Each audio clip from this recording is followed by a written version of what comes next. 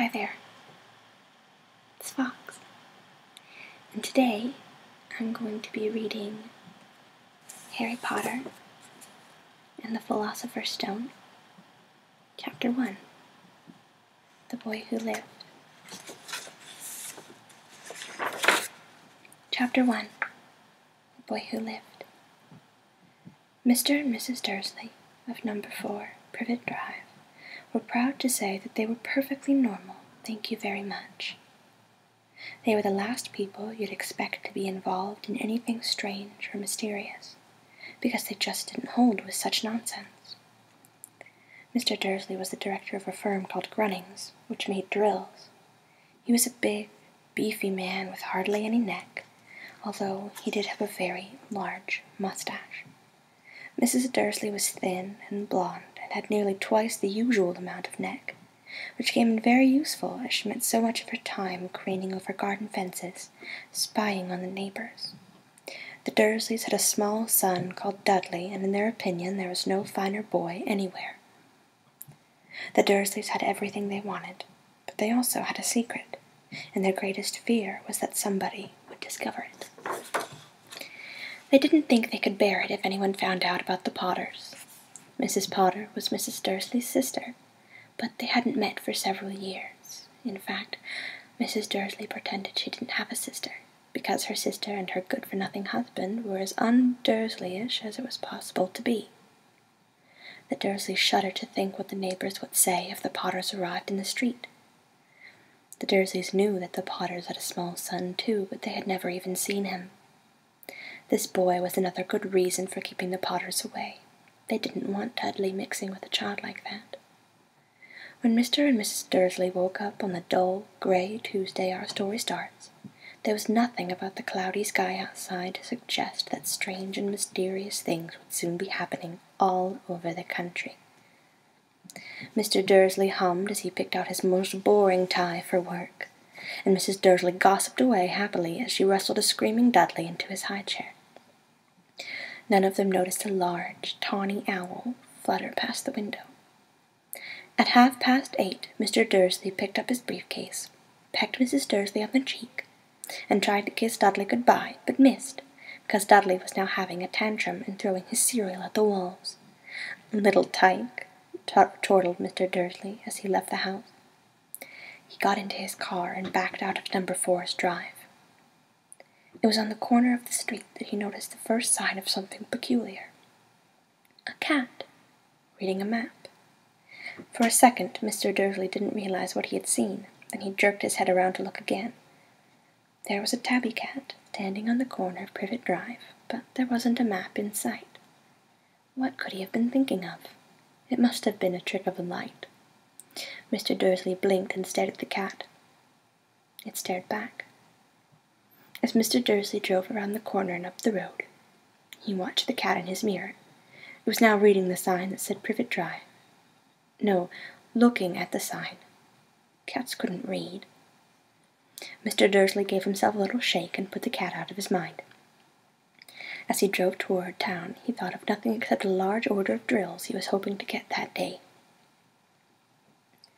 But, on the edge of town, drills were driven out of his mind by something else. As he sat in the usual morning traffic jam, he couldn't help noticing that there seemed to be a lot of strangely dressed people about. People in cloaks. Mr. Dursley couldn't bear people who dressed in funny clothes. The get-ups you saw on young people. He supposed this was some stupid new fashion.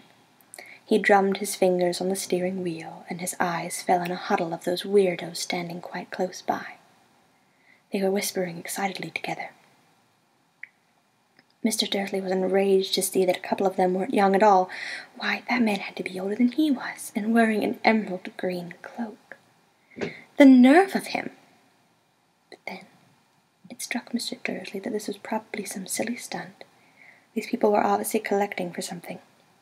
Yes, that would be it. The traffic moved on, and a few minutes later, Mr. Dursley arrived in the Grunnings parking lot, his mind back on drills. Mr. Dursley always sat with his back to the window in his office on the 9th floor. If he hadn't, he might have found it harder to concentrate on drills that morning. He didn't see the owl swooping about past in broad daylight, though people down the street did. They pointed and gazed open-mouthed as owl after owl sped overhead. Most of them had never even seen an owl, even at night time. Mr. Dursley, however, had a perfectly normal, owl-free morning. He yelled at 5 different people. He made several important telephone calls and shouted a bit more. He was in a very good mood until lunchtime, when he thought he'd stretch his legs and walk across the road to buy himself a bun from the bakery. He'd forgotten all about the people in cloaks until he passed a group of them next to the baker's. He eyed them angrily as he passed. He didn't know why, but they made him uneasy. This bunch were whispering excitedly too, and he couldn't see a single collecting tin. He was on his way back past them, clutching a large doughnut in a bag, that he caught a few words of what they were saying. "The Potters, that's right, that's what I heard. Yes, their son, Harry." Mr. Dursley stopped dead. Fear flooded him. He looked back at the whispers as if he wanted to say something to them, but thought better of it. He dashed back across the road, hurried up to his office, snapped at his secretary not to disturb him, and seized his telephone. And he'd almost finished dialing his home number when he changed his mind. He put the receiver back down and stroked his mustache, thinking no, he was being stupid. Potter wasn't such an unusual name. He was sure there were lots of people called Potter who had a son called Harry. Come to think of it, he wasn't even sure his nephew was called Harry. He'd never even seen the boy. Might have been Harvey or Harold.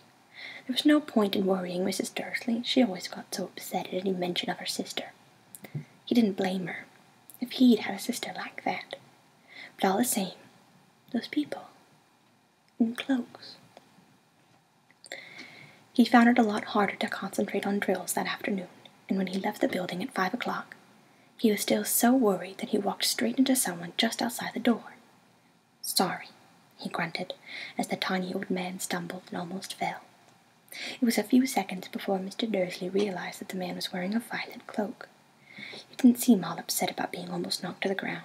On the contrary, his face split into a wide smile, and he said in a squeaky voice that made passer-by stare. "Don't be sorry, my dear sir, for nothing could upset me today. Rejoice, for you know who has gone at last. Even muggles like yourself should be celebrating this happy, happy day." And the old man hugged Mr. Dursley around the middle and walked off. Mr. Dursley stood, rooted to the spot. He had been hugged by a complete stranger. He also thought he had been called a muggle, whatever that was. He was rattled. He hurried to his car and set off for home, hoping he was imagining things, which he had never hoped before, because he didn't approve of imagination. As he pulled into the driveway of number 4, the first thing he saw, and it didn't improve his mood, was the tabby cat he'd spotted that morning. It was now sitting on his garden wall. He was sure it was the same one. It had the same markings around its eyes. "Shoo!" said Mr. Dursley, loudly. The cat didn't move. It only gave him a stern look. Was this normal cat behavior? Mr. Dursley wondered, trying to pull himself together. He let himself into the house. He was still determined not to mention anything to his wife. Mrs. Dursley had had a nice, normal day. She told him over dinner all about Mrs. Next Door's problems with her daughter and how Dudley had learned a new word, won't. Mr. Dursley tried to act normally. When Dudley had been put to bed, he went to the living room in time to catch the last report on the evening news. And finally, bird watchers everywhere have reported that the nation's owls have been behaving very unusually today, although owls normally hunt at night and are hardly ever seen in daylight. There have been hundreds of sightings of these birds flying in every direction since sunrise. Experts are unable to explain why the owls have suddenly changed their sleeping pattern. The newscaster allowed himself a grin, most mysterious. And now, over to Jim McGuffin with the weather. Going to be any more showers of owls tonight, Jim? "Well, Ted," said the weatherman, "I don't know about that, but it's not only the owls that have been acting oddly today. Viewers as far apart as Kent, Yorkshire, and Dundee have been phoning in to tell me that instead of the rain I promised yesterday, they've had a downpour of shooting stars. Perhaps people have been celebrating bonfire night early. It's not until next week, folks. But I can promise a wet night tonight." Mr. Dursley sat frozen in his chair. Shooting stars all over Britain, owls flying by daylight, mysterious people in cloaks all over the place, and a whisper about the Potters. Mrs. Dursley came into the living room carrying 2 cups of tea. It was no good. He'd have to say something to her. He cleared his throat nervously. Petunia, dear, you haven't heard from your sister lately, have you?" As he had expected, Mrs. Dursley looked shocked and angry. After all, they normally pretended she didn't have a sister. "No," she said sharply. "Why?" "Funny stuff on the news," Mr. Dursley mumbled. "Owls shooting stars. There are a lot of funny-looking people in town today." "So?" snapped Mrs. Dursley. "Well, I just thought maybe it was something to do with, her crowd." Mrs. Dursley sipped her tea through pursed lips. Mr. Dursley wondered whether he dared tell her he'd heard the name Potter. He decided he didn't dare. Instead, he said, as casually as he could, "Their son, he'd be about Dudley's age now, wouldn't he?" "I suppose so," said Mrs. Dursley, stiffly. "What's his name again? Howard, isn't it?" "Oh, Harry. Nasty, common name, if you ask me." "Oh, yes," said Mr. Dursley, his heart sinking horribly. "Yes, I quite agree." He didn't say another word on the subject as they went upstairs to bed. While Mrs. Dursley was in the bathroom, Mr. Dursley crept to the bedroom window and peered down into the front garden. The cat was still there. It was staring down Privet Drive as though it were waiting for something. Was he imagining things? Could all this have anything to do with the Potters? If it did, if it got out that they were related to a pair of, well, he couldn't think he could bear it. The Dursleys got into bed.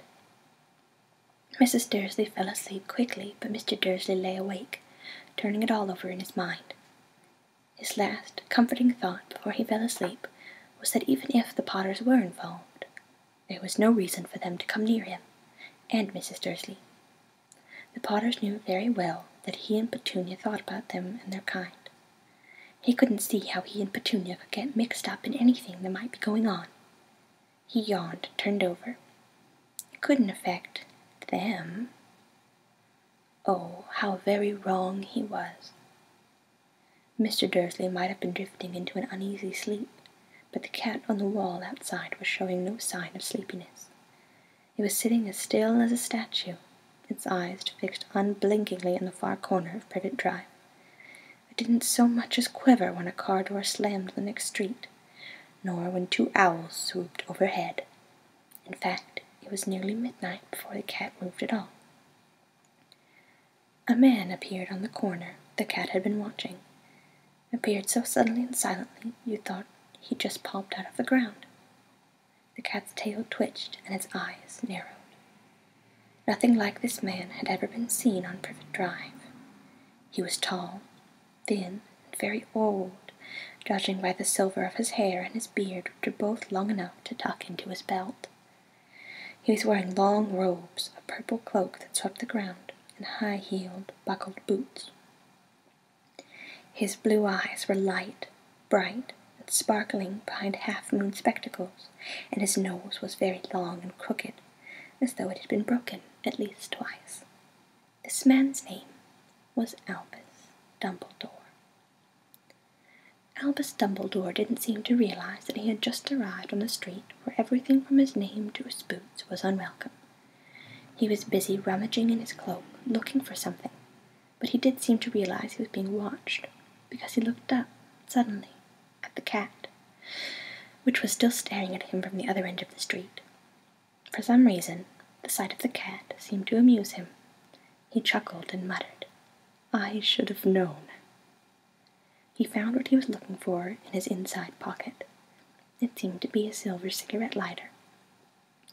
He flicked it open, held it up into the air, and clicked it. The nearest street lamp went out with a little pop. He clicked it again. The next street lamp flickered into darkness. 12 times he clicked the put-outer, until only the lights left on the whole street were 2 tiny pinpricks in the distance, which were the eyes of the cat watching him. If anyone looked out of their window now, even beady-eyed Mrs. Dursley, they wouldn't have been able to see anything that was happening down on the pavement. Dumbledore slipped the put-outer back inside his cloak and set off down the street towards number 4, where he sat down on the wall next to the cat. He didn't look at it, but after a moment he spoke to it. "Fancy seeing you here, Professor McGonagall." He smiled and turned to look at the tabby, but it had gone. Instead, he was smiling at a rather severe-looking woman who was wearing square glasses exactly the shape of the markings the cat had had around its eyes. She, too, was wearing a cloak, an emerald one. Her black hair was drawn into a tight bun. She looked distinctly ruffled. "How did you know it was me?" she asked. "My dear Professor, I've never seen a cat sit so stiffly." "You'd be stiff if you'd been sitting on a brick wall all day," said Professor McGonagall. "All day? When you could have been celebrating? I must have passed a dozen feasts and parties on my way here."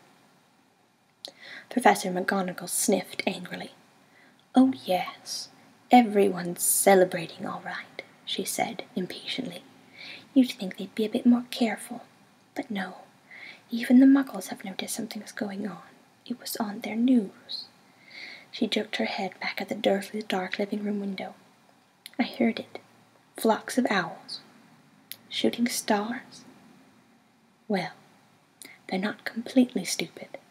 They were bound to notice something. Shooting stars down in Kent? I bet that was Daedalus Diggle. Never had much sense." "You can't blame them," said Dumbledore gently. "We've had precious little to celebrate for 11 years.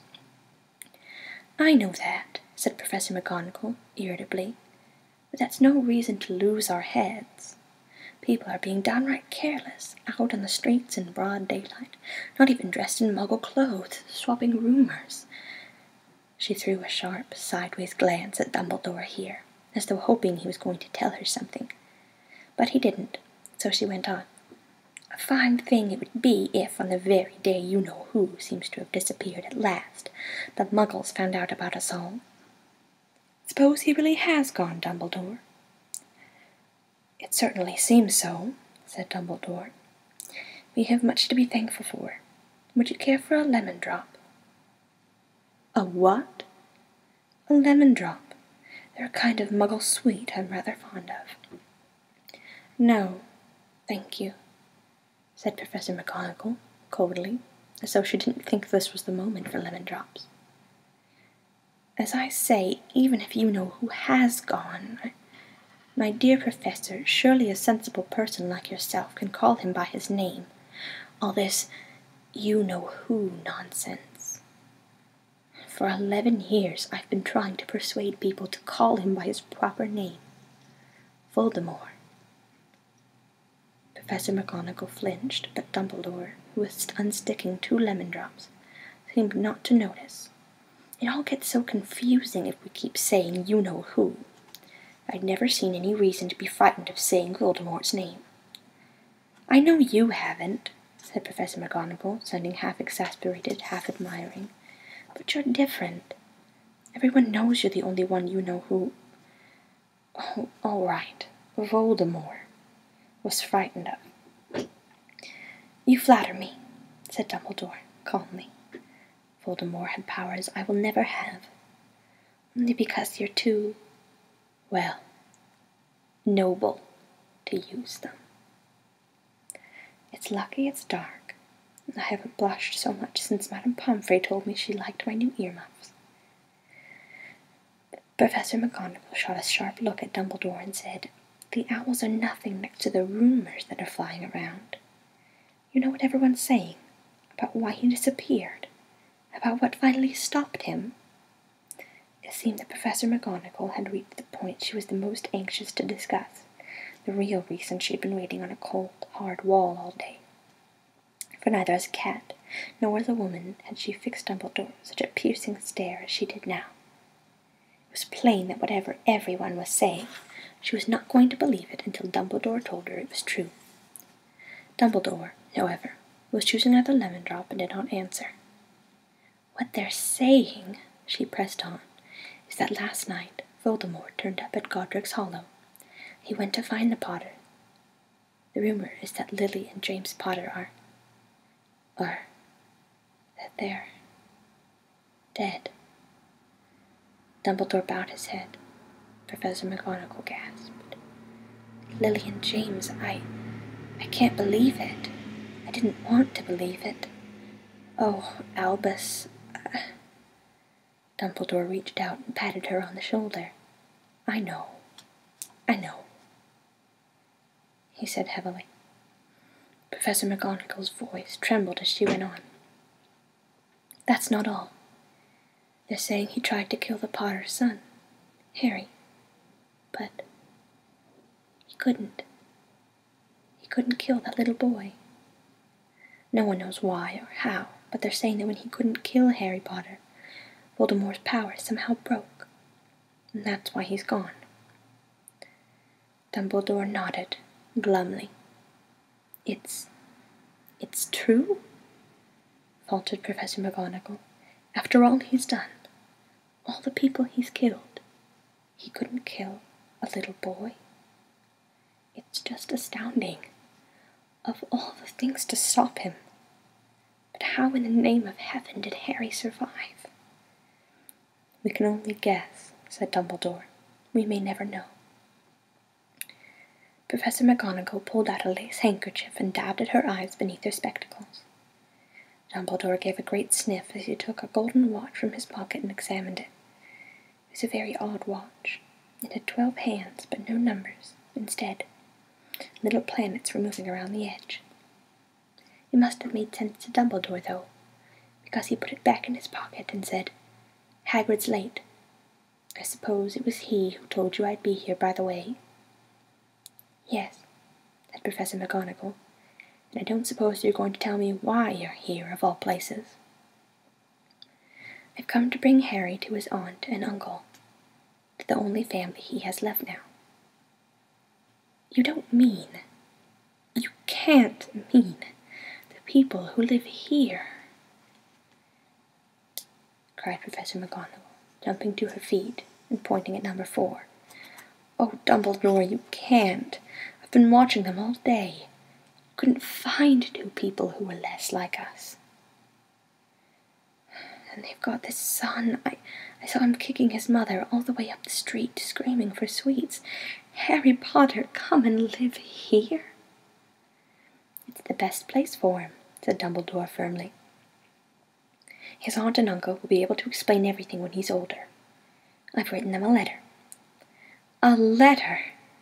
repeated Professor McGonagall faintly, sitting back down on the wall. "Really, Dumbledore, you think you can explain all this in a letter?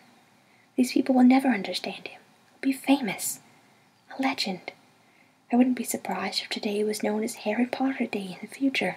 There will be books written about Harry. Every child in our world would know his name." "Exactly," said Dumbledore, looking very seriously over the top of his half-moon glasses. "It would be enough to turn any boy's head. Famous before he can walk and talk. Famous for something he won't even remember. Can't you see how much better off he'll be, growing up away from all that until he's ready to take it?" Professor McGonagall opened her mouth, changed her mind, swallowed, and then said, "Yes. Yes, you're right, of course. But how's the boy getting here, Dumbledore?" She eyed his cloak suddenly, as though he might be hiding Harry underneath it. "Hagrid's bringing him." "You think it wise to trust Hagrid with something as important as this?" "I would trust Hagrid with my life," said Dumbledore. "I'm not saying his heart isn't in the right place," said Professor McGonagall grudgingly. "But you can't pretend he's not careless. He does tend to—" Well, what was that? A low rumbling sound had broken the silence around them. It grew steadily louder as they looked up and down the street for some sign of a headlight. It swelled to a roar as they both looked up at the sky, and a huge motorcycle fell out of the air and landed on the road in front of them. If the motorcycle was huge, it was nothing to the man sitting astride it. He was almost twice as tall as a normal man, and at least 5 times as wide. He looked simply too big to be allowed, and so wild. Long tangles of bushy black hair and beard hid most of his face. He had hands the size of trash-can lids. His feet in their leather boots were like baby dolphins. In his vast, muscular arms he was holding a bundle of blankets. "Hagrid," said Dumbledore, sounding relieved, at last. "And where did you get that motorcycle?" "Borrowed it, Professor Dumbledore, sir," said the giant, climbing carefully off the motorcycle as he spoke. "Young Sirius Black lent it to me. I've got him, sir." "No problems, were there?" "No, sir. House was almost destroyed, but I got him out all right before the muggles started swarming around. He fell asleep as we was flying over Bristol." Dumbledore and Professor McGonagall bent forward over the bundle of blankets. Inside, just inside, was a baby boy, fast asleep. Under a tuft of jet-black hair, they could see a curiously shaped cut, like a bolt of lightning. "Is that where—" whispered Professor McGonagall. "Yes," said Dumbledore. "He'll have that scar forever." "Couldn't you do something about it, Dumbledore?" "Even if I could, I wouldn't. Scars can come in handy. I have one myself above my left knee that's a perfect map of the London Underground." "Well, give him here, Hagrid. We'd better get this over with." Dumbledore took Harry in his arms and turned toward the Dursleys' house. Could I say goodbye to him, sir?" asked Hagrid. He bent his great shaggy head over Harry and gave him what must have been a very scratchy, whiskery kiss. And then, suddenly, Hagrid let out a howl like a wounded dog. "Shh!" hissed Professor McGonagall. "You'll wake the muggles." "Sorry," sobbed Hagrid, taking out a large spotted handkerchief and burying his face in it. "But I can't stand it. Lily and James dead, and poor little Harry off to live with muggles. Yes, it's all very sad, but get a grip on yourself, Hagrid, or we'll be found."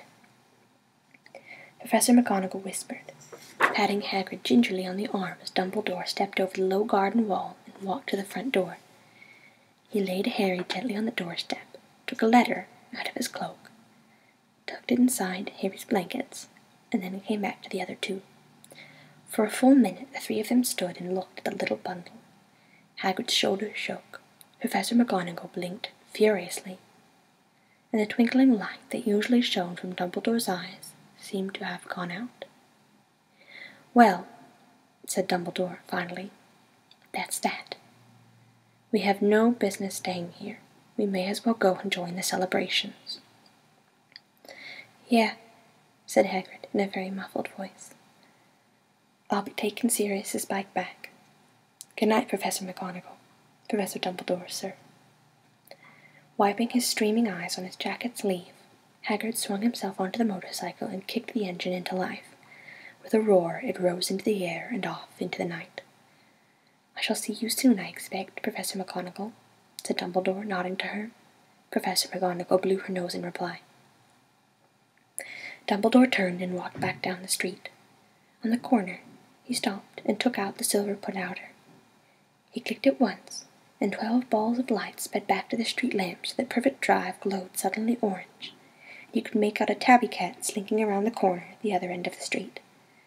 He could just see the bundle of blankets on the step of number 4. "Good luck, Harry," he murmured. He turned on his heel, and with a swish of his cloak, he was gone. A breeze ruffled the neat hedges of Privet Drive, which lay silent and tidy under the inky sky, the very last place you would expect astonishing things to happen. Harry Potter rolled over inside his blankets without waking up. One small hand closed on the letter beside him, and he slept on, not knowing he was special, not knowing he was famous, not knowing he would be woken up in a few hours' time by Mrs. Dursley's scream as she opened the front door to put out the milk bottles, nor that he would spend the next few weeks being prodded and pinched by his cousin Dudley. He couldn't know that at this very moment people meeting in secret all over the country were holding up their glasses and saying in hushed voices, "To Harry Potter, the boy who lived."